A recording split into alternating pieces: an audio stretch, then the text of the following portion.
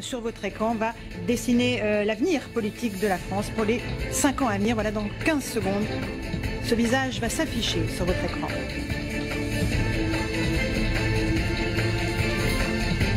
5, 4, 3, 2, 1. François Hollande est élu avec 52% selon l'estimation TNS Sofres Sopra Group. Et nous allons tout de suite rejoindre Frédéric Agnès qui se trouve rue de Solferino où nous le voyons, la liesse est à son compte. Frédéric. Maintenant, le changement, c'est maintenant. C'est maintenant. Hein? Non. Sur la proposition du Premier ministre. Jean-Marc Ayrault, bonjour. Interview de Pierre Moscovici à Public Sénat. Le président de la République a nommé. Si je n'étais plus député, je redeviendrais conseiller référendaire à la Cour des comptes. Qu'est-ce que ça veut dire? Ça veut dire que si je ne faisais absolument rien à la Cour des comptes, je continuerais à gagner 15 000 francs par mois, 25 000 si je faisais des rapports, mais sans forcément en faire énormément. Je pourrais doser mon travail, rester chez moi quand je suis fatigué, aller à la Cour des comptes dans mon bureau pour passer des coups de téléphone. Bref, je serais totalement libre, je serais un vrai privilégié comme je l'étais avant d'être élu député. Monsieur Laurent Fabius, ministre des Affaires étrangères. J'ai dit à mes interlocuteurs que quand on entend ça, et je suis conscient de la force de ce que je suis en train de dire, M. Bachar al-Assad ne mériterait pas d'être sur la terre.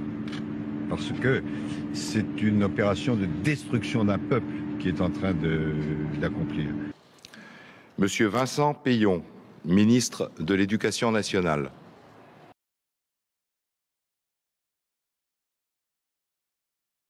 Il faut inventer une religion républicaine. Cette religion républicaine qui doit accompagner la révolution matérielle, mais qui est la révolution spirituelle, c'est la laïcité. Et c'est pour ça d'ailleurs qu'on a pu parler au début du XXe siècle de foi laïque, de religion laïque, et que la laïcité voulait être la création d'un esprit public, d'une morale laïque, et donc l'adhésion à un certain nombre de valeurs. Donc il faut que nous inventions, pour établir la République, une spiritualité, voire une religion spécifique. Ça germe donc dans les milieux républicains, beaucoup dans les milieux francs-maçons, sous le Second Empire. Alors, député grand maître, qui représentez-vous? Hiram Abif, le prince des architectes. Quel est votre devoir? Établir les plans, tracer les dessins et aider le très respectable grand maître dans l'accomplissement de l'ouvrage. Où est placé le très respectable grand maître? À Lorient. Qui représente-t-il? Le roi Salomon. Signe de foi, me frère. Se constitue d'ailleurs, par exemple, une alliance religieuse universelle dans laquelle on va trouver à la fois des catholiques libéraux, des protestants libéraux, des juifs libéraux, puisque toutes les religions sont un peu, enfin les dogmatismes sont en crise, mais en même temps des athées, des matérialistes, etc., portant un projet de religion universelle, de religion éclairée. Et donc, en fait, ceux qui vont construire, en grande partie, en tout cas l'école de la République, mais jouer un rôle déterminant dans la République, c'est le cas de Ferdinand Buisson, sont des gens qui sont venus à la République d'abord en étant des croyants, mais deuxièmement avec un projet spirituel, c'est-à-dire que la République, pour s'établir, a besoin de former sa propre religion, qu'ils vont appeler d'ailleurs, ça c'est un paradoxe incroyable, en tout cas une surprise, c'est un étonnement pour moi, jeune chercheur, la laïcité. C'est une religion de la liberté, c'est une religion des droits de l'homme, c'est une religion donc de l'humanité partagée, c'est une religion de l'instruction, c'est une religion du libre examen, c'est une religion un peu hétérodoxe en ce sens qu'elle s'appuie sur tout un courant qu'on trouve à la fois dans la Kabbale, dans l'illuminisme, ce qu'on appelle la théologie de la liberté. Invité du Grand Direct ce soir, le ministre français de l'Éducation nationale qui est avec nous. Bonsoir Vincent Peillon. Bonsoir. De la même façon qu'ici, quand même, une des raisons de ma visite, c'est aussi deux choses qui sont quand même très importantes. D'accroître l'enseignement du français. C'est un sujet très préoccupant. Nous avons une communauté française très importante. Qui grandit de plus en plus. Elle est appelée à s'élargir. Nous avons une communauté française très importante. Qui grandit de plus en plus. Elle est appelée à s'élargir. Madame Ségolène Royal, ministre de l'Écologie, du Développement durable et de l'Énergie. Et nous ne ferons pas l'erreur de David Cameron, rassurez-vous. Nous n'allons pas faire de référendum pour la sortie de la France de l'Union européenne, ça je puis vous l'affirmer. Parce que nous savons comment ça marche. Nous savons. Never allow the French people to have their own fundamental say on whether or not they want to be in the European Union. Nous ne le ferons pas. En tout cas, les responsables politiques qui sont... Non, nous croyons à la démocratie, mais nous croyons aux bonnes questions par rapport aux bonnes réponses. Monsieur Pierre Moscovici, ministre de l'Économie, des Finances et du Commerce extérieur.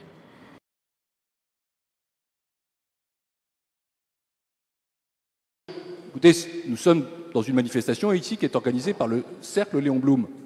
Et François a dit justement tout à l'heure, Léon Blum, oui, il est le nom de notre cercle, mais il est aussi un homme qui a agi au nom d'un parti.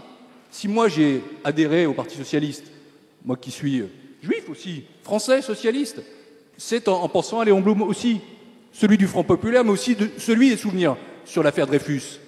Et il faut s'interroger, que ferait Léon Blum aujourd'hui? Et quelles ont été les causes pour lesquelles il s'est battu? La République, le socialisme, la gauche, et vers la fin de sa vie, c'est vrai, le sionisme. Et le sionisme, pour lui, c'était à la fois la création d'Israël et la paix au Proche-Orient. La paix, c'était très important. Il s'est engagé dans ces affaires-là. Et donc, pour faire respecter Léon Blum, soyons dans tout ça. Et ça suppose effectivement une forme de fraternité. Ça suppose de ne pas jeter toute la gauche avec l'eau du bain. Ça suppose de ne pas oublier non plus une histoire commune entre les socialistes, Israël et les Juifs, qui a pu connaître à tel ou tel moment des difficultés, mais qui a aussi des traditions extrêmement fortes que je voulais rappeler maintenant. Cet extrait, ce que je vais vous dire, du dîner de gala du CCFI.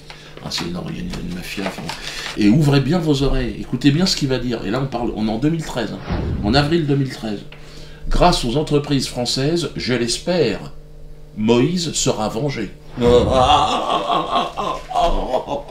Réveille-toi, France, réveille-toi. Grâce aux entreprises françaises, je l'espère, Moïse sera vengé. Mais on s'en fout de Moïse, on ne travaille pas pour Moïse, que je sache. En tout cas, c'est clair, il faut que vous le sachiez. Puis c'est pour ceux qui n'en ont pas encore, qui en veulent encore un petit peu plus, qui n'ont pas encore vomi. Interview sur France Inter en novembre 2011, au moment du génocide palestinien. Vous savez, Israël bombardait Gaza, pendant que les secouristes sortaient les corps calcinés des enfants qui étaient cramés au phosphore blanc. Lui, notre brave Moscovici, nous gratifie d'une phrase. Franchement, les nazis n'auraient pas osé dire ça. C'est aux Palestiniens de faire des efforts. C'est tout. Et c'est tout. Merde. Ils n'ont pas fait d'efforts. Madame Christiane Taubira, garde des Sceaux, ministre de la Justice. Je ne suis pas venue à l'Assemblée nationale pour défendre ça, mais je ne vais pas cracher sur mes propres fantasmes. Je vous dirai très sincèrement que pour moi, je ne conçois pas qu'on renonce au principe même de la souveraineté. Donc reconnaître que la Guyane, géographiquement, c'est ailleurs qu'en Europe, physiquement, culturellement, historiquement, c'est autre chose, c'est aussi flirter avec l'idée d'une souveraineté. Madame Cécile Duflot, ministre de l'Égalité des Territoires et du Logement. Le risque n'est pas réellement maîtrisable. Est-ce que vous avez le sentiment, vous pouvez dire aux Français ce soir, qu'on peut, par exemple en France, subir des radiations venant de cet accident nucléaire ? On ne peut pas le savoir aujourd'hui. A priori, la probabilité en France métropolitaine, la probabilité est faible. On ne peut jamais savoir avec certitude. La météorologie fait que cet accident ayant survenu dans l'hémisphère sud, a priori, le système de vent reste dans l'hémisphère sud.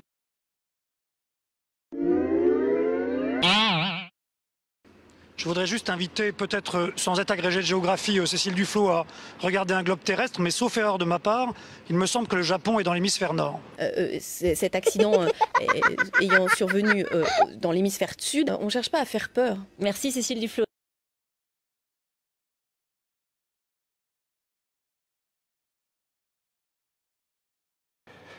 Monsieur Manuel Valls, ministre de l'Intérieur.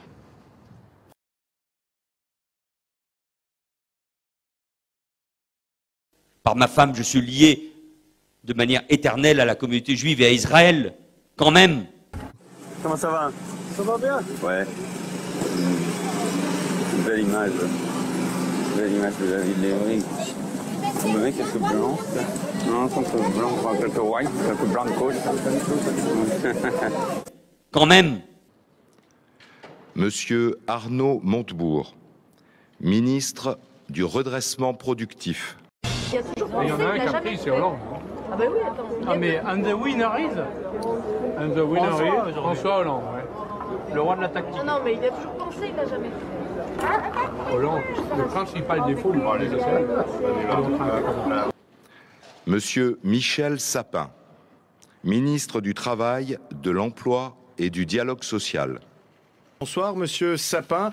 Pour une première analyse de ces chiffres du chômage, c'est donc, avec cette baisse annoncée pour le mois d'octobre, le début de l'inversion, selon vous? Oui, bonsoir. Oui, c'est une bonne nouvelle. C'est la marque que l'on peut faire reculer le chômage en France. C'est le premier mois où le chômage recule véritablement, 20 000 chômeurs en moins au mois d'octobre par rapport au mois de septembre. C'était l'objectif, amorcer l'inversion. Alors Nicolas, François Hollande le reconnaît lui-même, pas de faux semblants, l'inversion de la courbe du chômage ne s'est pas produite. Et oui, c'est logique, hein. Tout ça était un songe creux politique qui ne reposait sur aucune assise économique. On ne va pas polémiquer sans cédant sur l'échec de la promesse. Pas de croissance, pas d'investissement, une reprise un peu asthmatique. C'est logique qu'il n'y ait pas une inversion incroyable de la courbe du chômage. Ce qui est plus ennuyeux, c'est que ça part en fait d'une erreur de diagnostic économique. Toujours l'idée qu'on vivrait une crise comme les autres. Seulement, c'est pas une crise comme les autres. Dans les années 90, les prix du pétrole avaient énormément baissé, ce qui n'est pas le cas aujourd'hui. Et à chaque nouveau cycle, vous remarquerez qu'on remonte, mais qu'on remonte toujours un peu moins qu'avant. Monsieur Jean-Yves Le Drian, ministre de la Défense.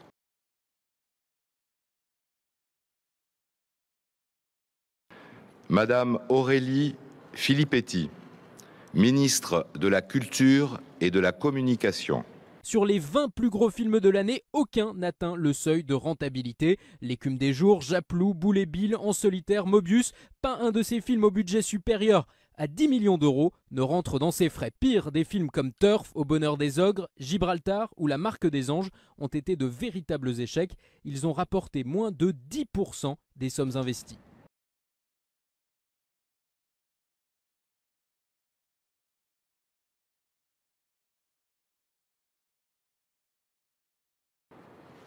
Madame Najat Vallaud-Belkacem, ministre des Droits des Femmes, porte-parole du gouvernement.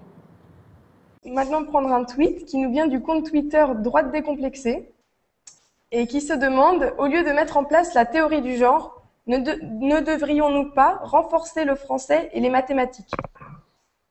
À l'école, j'imagine. Votre question, comment il s'appelle? Droite décomplexée. Votre question, monsieur, aurait un sens si nous nous apprêtions à introduire une théorie du genre à l'école ou même ailleurs. Mais la théorie du genre n'existe pas. Ça n'existe pas.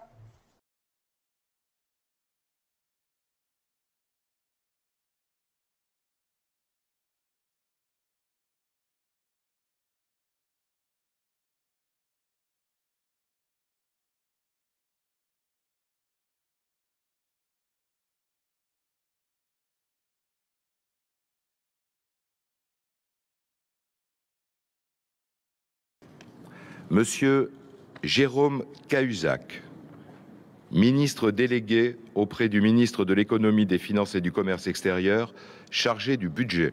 Je n'ai pas, monsieur le député, je n'ai jamais eu de compte à l'étranger. Les yeux dans les yeux.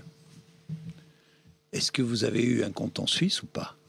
Je n'ai pas, je n'ai jamais eu de compte en Suisse, Jean-Jacques Bourdin. Je vais donc vous dire ce que je ne cesse de dire quand on m'interroge. Je dément, en bloc et en détail. Et les mots ne manquent pas cet après-midi pour parler de ces aveux circonstanciés de Jérôme Cahuzac, ce coup de tonnerre, Sarah Lou Cohen. Ça y est, l'ancien ministre du budget reconnaît tout ce qu'on lui reprochait depuis des mois, ce compte bancaire en Suisse. Il vient de faire une déclaration sur son blog. Moi, je pense que dans un monde sans morale, il nous faut un homme sans morale. C'est Dominique. C'est Dominique, c'était lui. D'ailleurs, l'Empire ne s'y était pas trompé. Ils nous l'ont présenté comme étant celui qu'il nous fallait. On va voter qui pour la prochaine élection présidentielle? Dites-moi, les gars. C'est pour ça que je vous dis qu'il y a Dominique. Et Sarkozy, on va pas voter Sarkozy. Cette capacité extraordinaire de se foutre de la gueule du monde sans trembler du menton. Pour moi, c'est presque comme Jésus. Enfin, de l'autre côté, quoi. De toute façon, il était l'élu avant même les élections. Je vois pas pourquoi il serait pas après les élections. Hein. Donc moi, je vais vous demander simplement, pour que DSK soit notre président, je vais vous demander simplement de prier ensemble. Prions pour que Dominique vienne à nous, soit notre président. Reviens pour nous sauver, Dominique. Gloire à toi, Lucifer, au plus haut des cieux, et gloire à ton messager, DSK, le bien nommé. Je vous demande simplement de vous en référer au psaume. Alors, pour que la France redevienne riche et prospère, reviens, DSK, et guide-nous sur le chemin de la haine. Pour une plus grande liberté d'expression sexuelle et pour le droit au viol des plus humbles, reviens, DSK, et guide-nous sur le chemin de la haine. Pour que le mensonge l'emporte à jamais sur la vérité, reviens, DSK, et guide-nous sur le chemin de la haine. Pour la destruction de toutes les religions et au profit de la secte des droits de l'homme et du FMI, reviens, DSK, et guide-nous sur le chemin de la haine.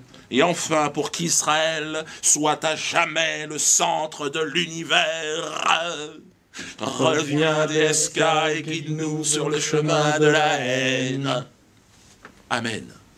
Reviens, Dominique. Pour nous, pour le diable, pour Lucifer. On a besoin de toi.